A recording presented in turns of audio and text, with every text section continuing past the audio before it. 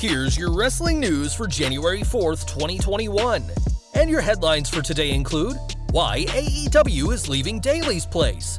Disco Inferno says Brodie Lee's family isn't being transparent about his death. T-Bar lashes out at people forming conspiracy theories about Brodie Lee's passing. Jim Ross revealed the actual reason for Brodie Lee's passing. WWE fans react to Brock Lesnar lookalike Parker Boudreaux.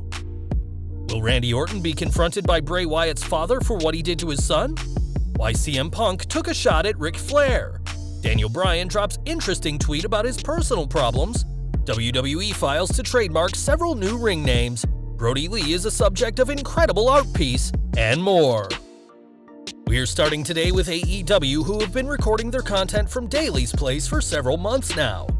That's going to be changing soon, as AEW will be taking a trip to Miami for a month, where they'll be taping a month's worth of Dynamite, including their Beach Break special and Revolution pay-per-view.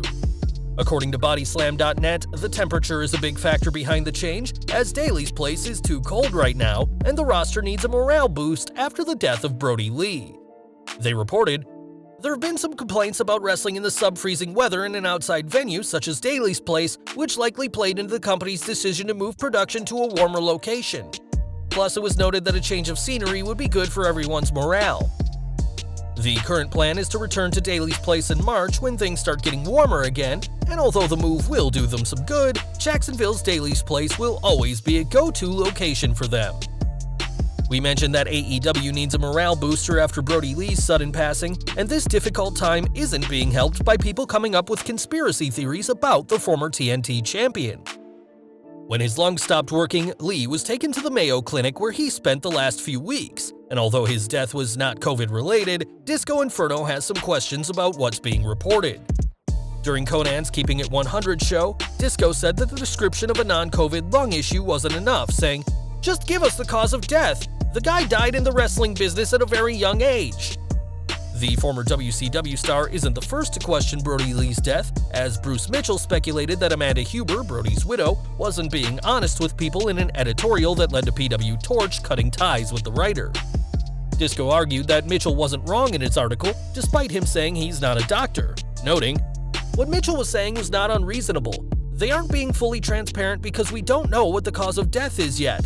It's very weird that the guy had the typical symptoms you see from COVID, and it's like, okay, it's not that, but we don't know what it is. My general curiosity is gonna press you until we find out what exactly happened." Brodie's wife has said that at times she wished a test did come back positive for COVID, as they'd at least know what they were fighting against. Lee himself requested that his condition not be made public as he didn't want the publicity, and although the best way to honor his legacy is to remember the amazing performer AEW paid tribute to last week, we doubt that these conspiracy theories will be going away. One person who certainly wishes they would is Retribution's T-Bar, who lashed out at those who were making accusations about Lee and his family. Taking to Twitter, T-Bar didn't mince his words, saying, "If you're a wrestling personality and you decide to have a hot take that disrespects the Huber family, do me a favor, take your conspiracy theory and go F yourself with it."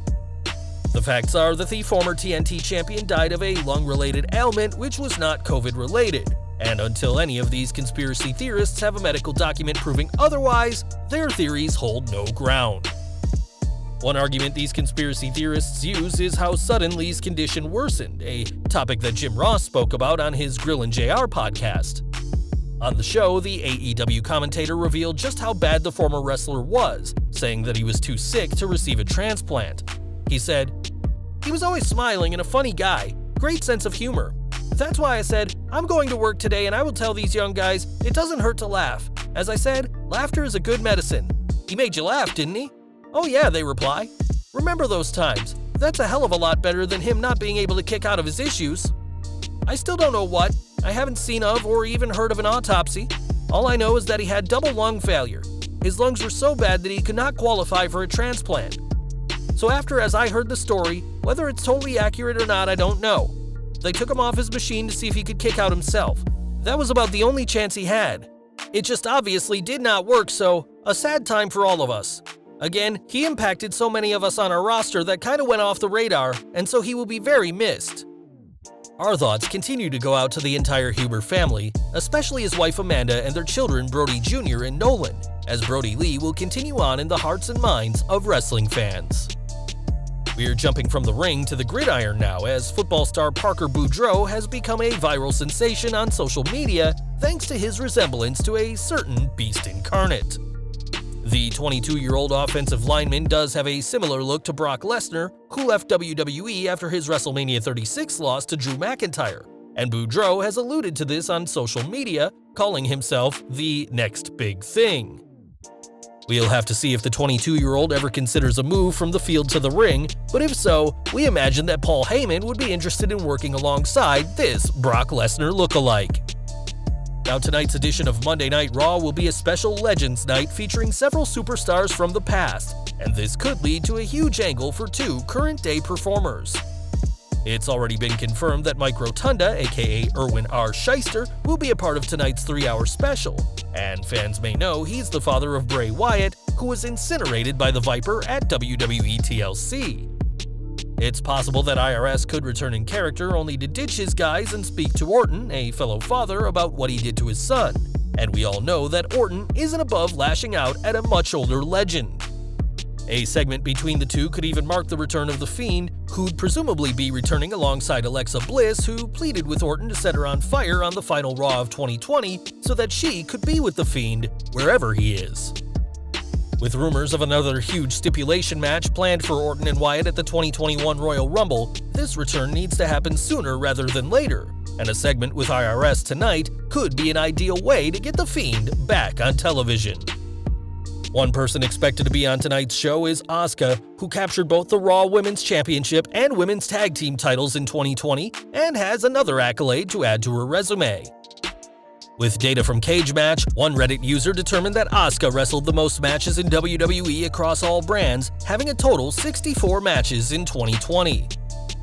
Interestingly, Angel Garza got second place with 58 matches, Ricochet took the bronze with 55 matches, one more than WWE Champion Drew McIntyre, who took fourth place. The ongoing global situation forced WWE to get rid of their house shows, which had a huge impact on the numbers, as it wasn't too long ago that most superstars worked over 100 matches by the end of the year. The fact that WWE had Asuka work double duty at shows like SummerSlam and Clash of Champions proves the company has faith in her, as does her status as both Raw Women's Champion and Women's Tag Team Champion with Charlotte Flair. Asuka's win ratio of 60% in 2020 can also attest to WWE's faith in the Empress, and we expect big things for the former Miss Money in the Bank in 2021. Now, it's no secret that CM Punk has some pretty strong opinions when it comes to professional wrestling, so when Ric Flair claimed that Shawn Michaels is the greatest performer ever, the best in the world had to disagree.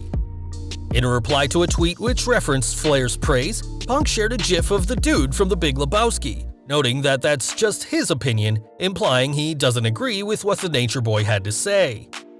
Everyone's going to have an opinion on who they think is the greatest of all time, and although Punk didn't state who he thinks is the best to lace up a pair of boots, it's probably not Shawn Michaels. There's no shortage of people who'd put Daniel Bryan in contention for being one of the all-time greats, especially after a career most superstars could only dream of. That doesn't mean that everything is perfect for the former world champion, as on Twitter, he spoke about his personal problems with a tweet aimed at his own mind. In the tweet, Bryan requested for his brain to quit trying to fix his personal problems, especially as it seems to be making them up in the first place. Bryan certainly has a lot on his plate right now, as he became a father for the second time last year, as working both as a wrestler and a member of SmackDown's writing team, and has his eyes set on the 2021 Royal Rumble and his desire to prove he's a better wrestler than Universal Champion Roman Reigns. We're sending out our best thoughts to him, and hopefully Bryan can get a handle on whatever personal problems he's facing, imagined or not. One individual we know hasn't been being too great lately is Mick Foley, who recently announced he's tested positive for COVID-19. In his initial announcement, Foley said he believes he was exposed to it during a December 12th virtual signing, but he's got good news for fans now. On social media, Foley confirmed that he's getting out of quarantine as he's no longer contagious and has gotten over the virus, and pleaded with people to be responsible and wear their masks to help slow the spread. Foley said that one of the hardest parts of the experience was missing the holidays with his family, as it's no secret that Foley is a big fan of the festivities, especially Christmas, even having a Christmas room in his house all year round. The WWE Hall of Famer also described his symptoms in detail, saying that they started with body aches and headaches, followed by a loss of his sense of smell, and even his hearing was affected later on. Hopefully, Foley's description will help someone recognize when they're showing symptoms of COVID, as the world continues to work to getting back to normal. Trademark news next, as the WWE's latest batch of filings have some interesting names. According to reports, the company filed several new names between December 24th and December 30th, including Valentine Feroz, the name used by Rita Reese during her NXT Singles TV debut this past Wednesday. The term "the hand" was trademarked by the company, as well as "shou," a Chinese word for the hand, and a Chinese character for the hand as well. It certainly seems like WWE is working to some kind of stable called the Hand, and it'll be interesting to see when this group launches and who will be part of the Hand. More Brodie Lee news next, as the outpouring of tributes continue to come in for the former WWE and AEW wrestler. David Speed, an artist in the UK, painted this amazing mural of Lee on the rooftops on one building, and after sharing his incredible work on Instagram, quickly caught the attention of Miro. The former Rusev was wowed by the mural and said it was the greatest, and we imagine that sentiment is shared with the entire AEW roster. Tributes to Brodie Lee's memory are springing up all over the place, and although this is a sad time for a lot of people, there's also happiness because his life is being celebrated by so many people. And we're ending today with another tribute to the former AEW TNT champion, as Seth Rollins has created something of his own in honor of Brodie Lee. It's no secret that the two were friends during Lee's WWE tenure as Luke Harper, and now Rollins has collaborated with his friends in the CrossFit community to create Brodie, a CrossFit workout in memory of his friend. On Instagram, the former Universal Champion explained that many workouts in the CrossFit community are dedicated to heroes, and said that this was something Brodie Lee definitely was. Rollins also joked that the Brodie contains just one single burpee, a workout technique that Lee apparently hated, so at least fans won't have to deal with them too much. The architect himself was meant to return to WWE TV on last week's edition of SmackDown, but that obviously didn't take place, and at least the former Universal Champion is using his time away from the ring to give his own tribute to his friend who was taken far too soon.